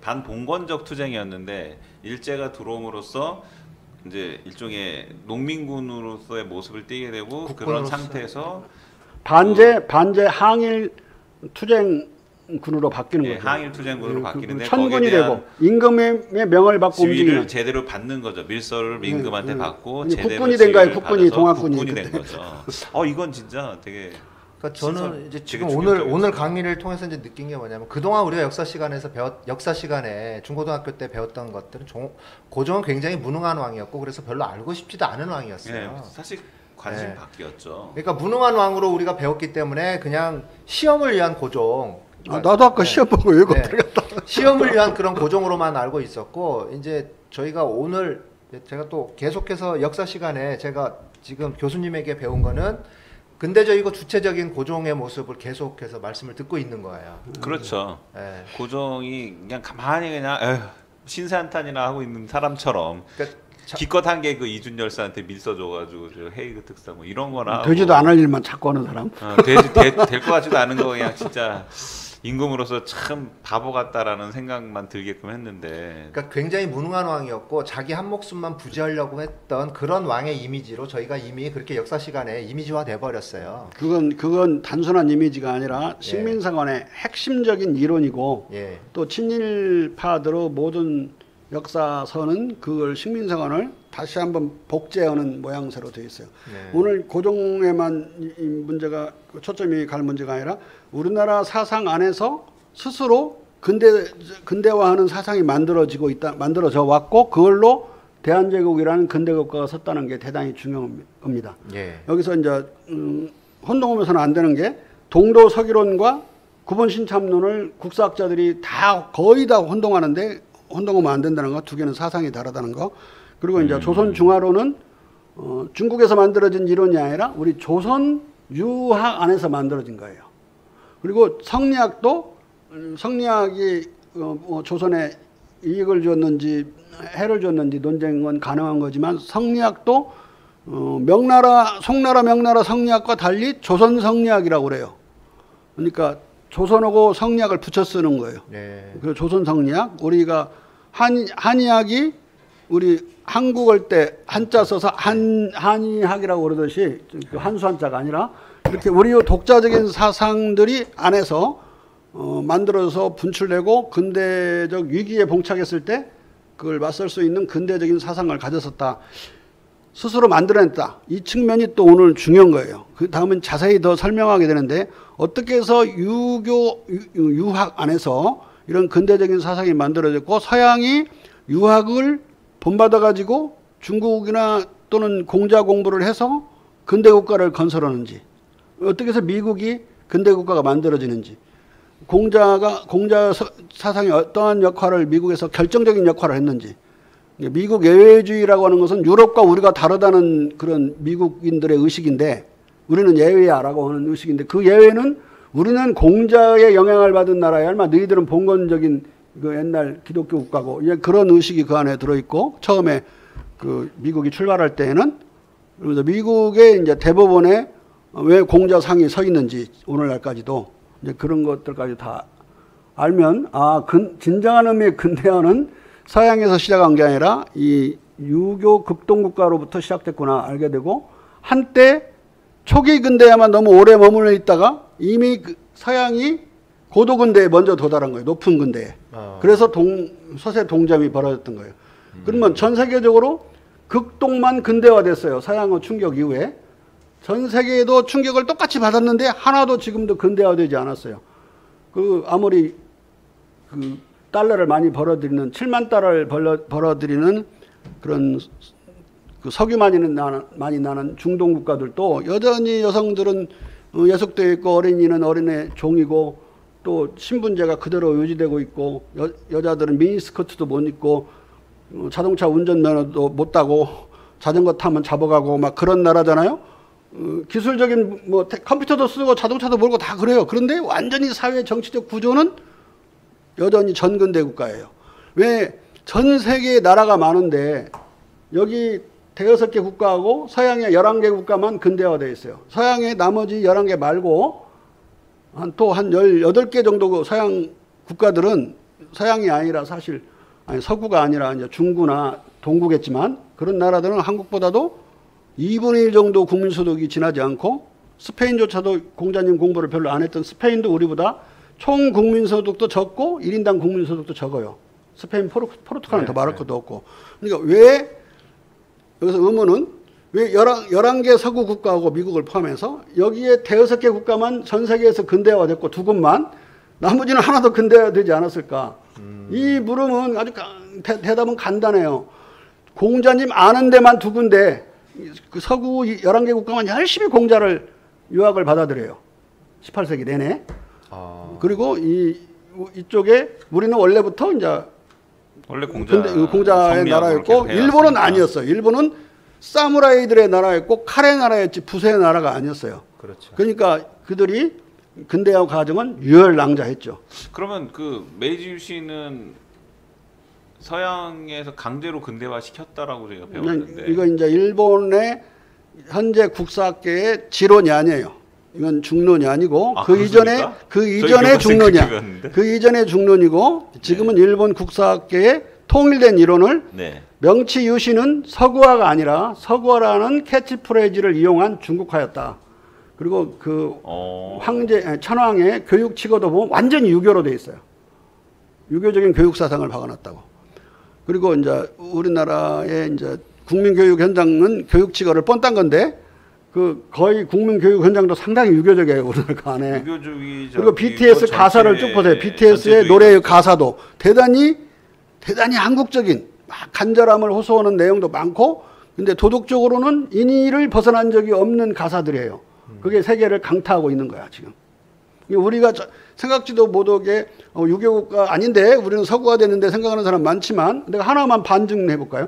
왜 마스크 쓰는 것 가지고 우리는 하나도 시비를 안 걸죠? 지금 막 데모하고 있는 전 세계가. 마스크 우리가 안 쓰면 우리가 손해날 수도 있지만은 그것보다도 안 쓰면 체면이 깎일 것 같거든 사람들이 손가락 찌르고 체면 문화 속에서 쓰는 거예요. 체면은 명분 문화로서 유교에서는 대단히 목숨과 같은 거예요. 자기가 그 도덕적으로 좀 깎이는 건 견딜 수 없는 상황이라 이의 없이 다 쓰는 거예요. 물론 폭력을 쓰는 내의적인 깡패 같은 사람도 있지만은 또 다른 거 하나 내가 들을게요. 만약에 문재인 대통령이 자기 사위와 딸을 보좌관으로 청와대 보좌관으로 임명하고 자기 부인을 무슨 사회 개혁 특별위원회 위원장으로 임명했다. 그러면 어떻게 되죠? 난리 나죠 우리나라는.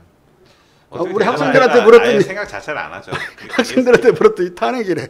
탄핵감. 근데 지금 트럼프 뭐 하고 있죠? 그렇죠. 자기 딸하고 자기 사위를 보좌관 중에 대단히 특별한 보좌관을 하고 있고 클린턴은 뭐 했죠? 클린턴은 저기 부인을 백악관 산하 특별 개혁위원회 위원장을 시키고 그랬잖아요. 그러니까 그걸 우리는 받아들일 수 없는 유교국가의 후예 국가고 미국은 그게 가능한 그 기독교적 가족주의 속에서 가능한 나라고 이제 그런 나라니까 우리나라 사람이 생각하는 것보다 한국 사람들은 훨씬 더 지금도 유교 도덕적이고 유교 문화적이고 정치도 유교적 잣대로 하고 있다. 미국에서는 탄핵당할 일이 아닌 것이 한국에서는 탄핵감이 될 수도 있는 거예요. 그리고 최순실 같은 그런 문제를 이게 나라냐 하는 것도 그 나라 의식은 대단히 공공적이어야 된다는 생각이 있는 거예요. 공적인 나라. 네? 근데 인도네시아나 말레이시아에서 그랬다? 절대로 탄핵 안 당해요. 죽어도 안 당합니다. 유교국가가 아니잖아요. 그 나라 한 번도 유교국가 없고. 아랍에미리트 두바이 거기는 참 재밌는 게 공주나 국왕 황실에서 외제차를 사면 SNS에 올려요. 공주나 왕자들이. 그래서 차를 사서 요번에 한 5억짜리 캐딜락 자동차를 샀다 이렇게 올리면 국민들이 더 비싼 거 사세요. 그렇게 댓글을 다는 나라예요. 근데 우리나라가 얼마나 나쁘게 말하면 콩가루가 될 만큼 평등주의적이고 평등한 나라인지를 아셔야 되고 그건 유교 문화 안에 늘 있었던 왕후장상이 씨가 따로 있냐. 그건 이제 공자님이 한 말씀이 아닌데 그렇게 세게 말 아니죠. 근데 공자님은 뭐라고 그랬느냐. 날 때부터 귀하게 태어난 자는 없다고 그랬어요. 그 말을 싹 바꾸면 왕후장상은 씨가 따로 있냐라는 말로 바뀌어요. 네. 밀란을 일으킬 때는 공자님 말씀을 그렇게 바꿔갖고 부르기를 한 2000년, 1000년 이상은 이 극동 유교국가예요. 그런 나라에 무슨 뭐 그 왕자라고 그래갖고 그것도 누구한테 그 말을 하느냐 공자가 황제인 황제의 아들한테 나면서부터 귀한 자는 없다는 말을 해요. 천하무생이 귀자야라. 얘기에 나오는 말이에요. 그냥 그것을 조선 유생들은 어떻게 꾀를 써서 많이 벗어났는지 모르지만 초장에 나중에 전봉준이 그런 글들을 읽고 나서부터는 그 구절들은 그냥 혁명적인 구절로 바뀌어버리는 거예요. 인내천이라고 하죠. 네. 민유방본 백성은 나라의 근본이다. 그러면 나라의 주인은 백성이네? 이렇게 민유방본이란 말을 동학봉기 이후에도 그 창의문에 여러 차례 써요. 전봉준 자신이. 얼마나 그 유교적인 사상이 봉건 세력을 때리부수는 혁명 사상으로 전환돼서 쓰였는지를 아셔야 되죠. 그러니까 지금 우리나라 사람들이 갖고 있는 기본적인 도덕성이나 시민의식은 유교 문화에 유교 문화적이에요. 거죠. 네. 안 그러면 너무 개인 자유를 너무 내세워갖고 개인 자유도 중요한 겁니다. 그런데 그것도 우리는 알아요. 왜냐하면 유교는 출발점은 개인이기 때문에. 그렇지만은 또 어울려 살아야 된다는 중요한 도덕적인 명제가 있다는 걸 동시에 알아요. 우리가 왜 개인이 출발점이냐. 아니 수신제가 치고 걸 때 수신이 먼저지 제가가 먼저입니까? 자기 자신을 자기가 만드는 일. 셀프 메이킹 오브 셀프예요. 가장 중요해. 자기가 자기를 만드는 일이 유교에서 가장 중요한 일이에요. 아까 그 말하고 연결되는 거예요. 날 때부터 귀한 놈 없다는 말은 네가 너를 귀하게 만들어야 남이 너를 귀하게 봐주지. 탄생에서 귀한 걸 구하지 말라. 그거나 수신하라 말이나 똑같아요. 수신. 근데 수신을 어떻게 합니까?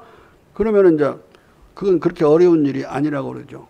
왜냐하면 인의를 따라주면 스스로 갈고 닦게 되는 거니까. 여기 지금 교수님께서 지금 공자님 말씀 이렇게 말씀을 하시잖아요. 우리 교수님이 중국 인민일보사에서 펴낸 그 공자 잠든 유럽을 깨우다.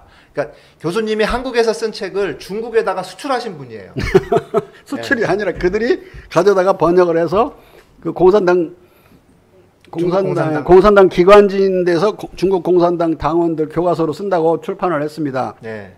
그러니까 우리나라 같으면 이제 조선일보가 중국에서 난 책을 갖다가 편찬한 거죠. 최초로 이제 한국의 이론이 언론사죠. 지금까지 우리나라는 모든 걸 수출하고 있었나. 하다못해 스마트폰까지도 다 수출하는 나라인데 학문 이론 하나 수출한 적이 없는 나라예요. 근데 최초로 지금 중국으로 그것도 공자의 나라로 공자를 팔아먹은 거의 제가 봉이 김선달 같은 사람입니다. 한국에서 공자라는 컨텐츠를 갖고 중국에다 팔아먹은 최초의 교수님. 역수출을 한 사람입니다. 그런데 이게 중요한 사건인 게 사실 중국이라는 데는 뭐 자존심이 엄청나게 센 사람들이라. 그렇죠. 중화 사상이. 그 인민일보 출판사에서 외국 학자의 책을 단 한 번도 낸 적이 없어요.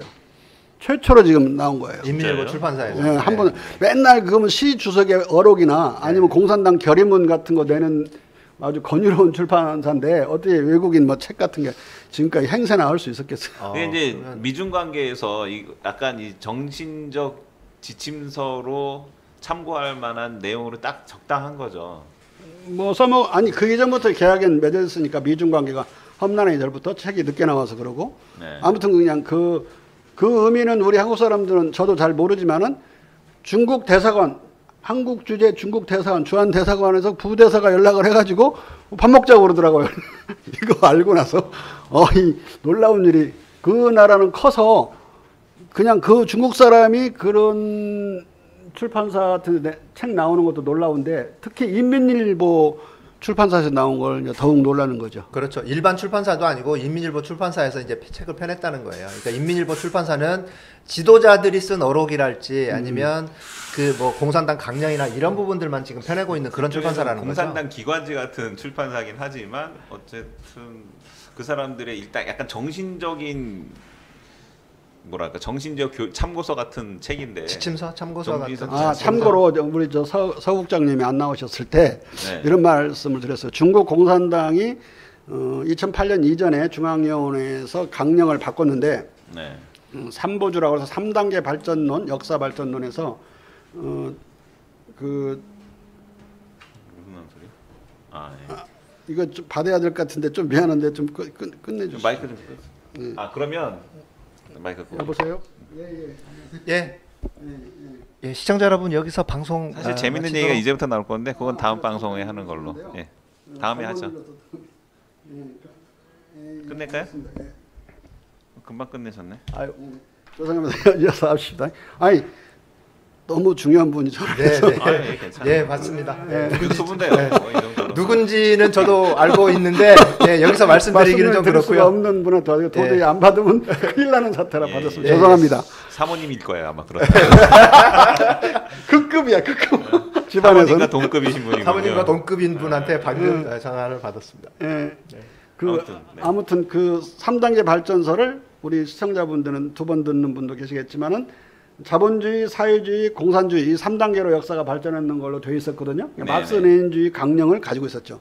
근데 이제 2008년 이후에는 완전히 바꿔가지고 온포, 오는 따뜻하고 배부르게, 따뜻하고 배부르게 먹고 사는 사회, 지금 그 사회로 가고 있다고 그래요. 그리고 이제 소강 사회로 이제 가려고 그러고 작은 말하자면 평강한 사회. 그다음에 마지막 단계는 대동. 그러니까 온포, 소강, 대동으로 바꿨는데 소강과 대동은 공자 철학이에요.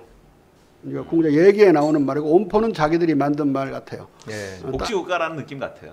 아니 그냥 복지국가. 일단 배가 고팠으니까 따뜻하고. 춥고 배가 고팠으니까 하고 올해 끝나고 내년부터는 소강 사회로 넘어간다고 그래요. 어떤 재산이 좀 분명해지고 가족 재산 같은 게 가족 재산도 지금 걔네들 분명치 않아요. 그냥 당서기가 너 그만해 그러면 그냥 다 뺏어버릴 수가 있는 그런 소유권이 불분명한 나라인데 아마 그 사회로 넘어간다고 지금. 그리고는 이제 2050년부터가는 대동사회로. 대동사회는 내용은 칼막스의 궁극 단계나 거의 같아요. 공자님의 대동사회나 또 칼막스가 말하는 계급 투쟁이 없는 안 싸우고 살고 네 것 내 것이 분명히 이때 친구와 같이 나눠 쓸 수 있는 사회. 그 공자의 대동사회 안에도 그런 말 똑같이 나오잖아요. 내 힘 하나도 그냥 허비하지 않되 남을 도와줘야 될 때 내 힘을 쓸 수 있고 내 재산 한 톨도 내가 땅에 버리지 않더라도 내 것은 있다는 소리야. 남을 도와야 된다면 기꺼이 쓸 수 있는 사회. 대동사회를 정의할 때 그렇게 가거든요. 예. 그 칼막스 말이나 공자님 말은 궁극에서는 같으니까 공자님 말로 대체해버린 거야. 칼막스 버리고. 그러니까 그 상태에서 내 책이 약간 교과서기가 있는 거죠. 아. 공자를 더 가르쳐야 되는 마당이니까. 근데 공자를 열심히 공부한 사람은 나처럼 수십 년 한 사람 아무도 없으니까. 특히 그리고 서양 철학을 전공을 하면서 공자를 공부한 사람은 이제 세계적으로도 대단히 드물죠. 교수님 드물죠. 한 20년 전에 나왔던 책 중에서 제가 기억나는 게 공자가 죽어야 나라가 산다라는 그런 책이 있었어요. 네, 있었어요. 예, 기억나세요? 네. 예. 그 책의 느낌과 저기 지금 교수님께서 말씀하신 느낌은 완전히 다르거든요. 저는 이제 공자가 죽어야 나라가 산다고 하는 사람들이 죽어야 나라가 산다. 그렇게 말하고 싶고. 교수님 말씀을 들으면 우리나라가 유교적인 그런 의식이나 사상이나 그 기반들, 그러니까 도덕적인 의식이나 시민의식 이런 것들을 기반으로 해서 요만큼 살 수 있게 되는 거 아닌가, 이렇게 선진국의 대열로 가는 거 아닌가, 전 또 그런 생각이 좀 드네요. 그러니까 미국이 신사나라로 비춰졌던 것은 젠틀맨이라는 개념이 18세기 초에 군자 개념으로 엄청난 내부 투쟁을 통해서 바뀌어요. 젠틀맨이면 태어난다고 해서 젠틀맨이냐, 젠틀해야 젠틀이지. 네. 중국 같은 신사거나 중국 같은 군자여야 된다. 그러면서 한 50년 투쟁을 해요. 그러면서 젠틀맨 개념이 아무에게나 도덕적인 사람에게 쓸 수 있는 말이 돼요. 그 이전에는 젠틀맨은 젠틀이라고는 혈통 계급의 멤버 한 사람을 가리켜서 젠틀맨이라고 그랬거든요. 그랬어요. 젠틀이나 젠틀맨은 누구냐? 대귀족의 차남, 삼남, 딸들을 가리켜서 젠틀이라고 했어요. 왜냐하면 장자만 계승하는 게 영국의 법이니까 거기만 가령 그 사람이 공작이면 공작을 계승하고 나머지는 뭐야? 그러니까 그들에게 젠틀이 자기를 줬던 거예요. 아 그런 겁니까? 혈통 귀족이었어요. 근데 혈통 자동으로 귀족이 부여되는 도덕적 자기 귀족으로 바뀌면서 같은 거구나. 미국의 신사가 탄생하고 영국의 신사가 아. 탄생하는 거예요. 아. 그러니까 이게 중국적 어떤 개혁 그게 없었으면 불가능했죠. 그런 또 히스토리가 있네요. 예. 젠틀맨이 그런 뜻이군요. 아 그걸 아시려면은 17, 18세기 영국의 공자 숭배와 모랄리스트들이라는 제 책이 있어요. 상하로 된 거. 그거 보시면 알 수가 있어요. 자, 예. 오늘 뭐 또 교수님 말씀 또 듣다 보니까 벌써 1시간 반 가까이 또 돼버렸어요. 예. 자, 여러분 오늘 유익한 시간이 됐는지 모르겠네요. 오늘 국장님 또 하실 말씀 있으신가요? 없어요. 예. 심선했기 때문에. 예. 자, 오늘 저 방송은 여기서 마치고요. 매주 화요일 4시에 우리 저 황태영 교수님과 함께하는 대한제국 전후사 강의를 계속 하고 있거든요. 그래서 이게 제가 생각하기에는 아마 5주 정도는 더 해야 되지 않을까라는 생각이 들어요. 엔들리스 스토리입니다. 엔들리스 스토리입니다. 그래서 아무튼 이게 교수님의 역사 강의는 이제 계속해서 매주 화요일 날 4시에 진행이 되니까요. 여러분 매주 화요일 날 4시에 들어오셔서 시청을 하시면 될 것 같습니다. 자, 오늘 방송은 여기서 마치겠습니다. 예, 여러분 네, 고맙습니다. 예, 시청해 감사합니다. 주셔서 감사합니다. 네. 네.